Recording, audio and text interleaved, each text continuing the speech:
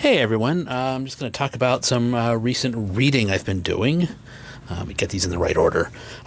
First up, we have Empire of Silence, book one of The Sun Eater by Christopher Ryokyo, I assume.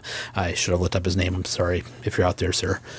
This is the first book in a lengthy series of space opera novels following the adventures of Hadrian Marlowe, who apparently becomes quite the infamous figure in galactic history as the series goes on, but this is just the start where he's just a young member of a wealthy family on kind of a backwater planet.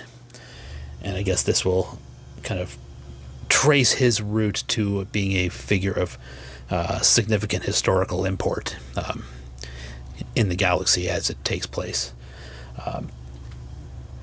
This was a really long read. It took me a long time to get through it just because I go through phases. I'm not the fastest reader to start with, and I go through phases where I'm reading a ton, and then I kind of slow down a little bit, and then I kind of speed back up. And this one coincided with one of my slowdowns, unfortunately. It took me a long time to get through it. The prose is fairly dense. It's very well written, but the prose is fairly dense. Like, very long paragraphs, basically to say, I felt bad that morning. If you like space in your space opera, there's not much of it here. It spends on almost entirely on two different planets, and that's about it. And the actual transition from the one planet to the next is over very quickly. The feeling I get, though, is that this is laying a lot of groundwork for bigger and more exciting things to come. So I've already got the second book in the series queued up. It'll be a little while before I get to that one. I don't like to just read series all in one go for the most part. But I did enjoy this one a great deal. Like I said, it was at times I almost felt like it was a little bit of a slog.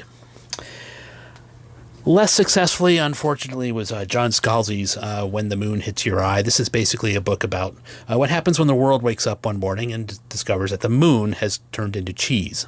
Literally, that's what happens in the book. And I've always found Scalzi hit or miss.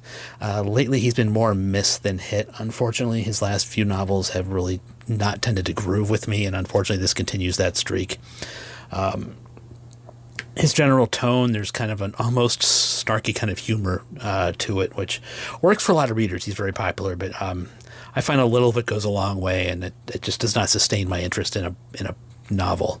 Luckily, this was an easy read. It was quick to get through, but it just wasn't my cup of tea. So there we go. One hit and one miss, and the reading continues.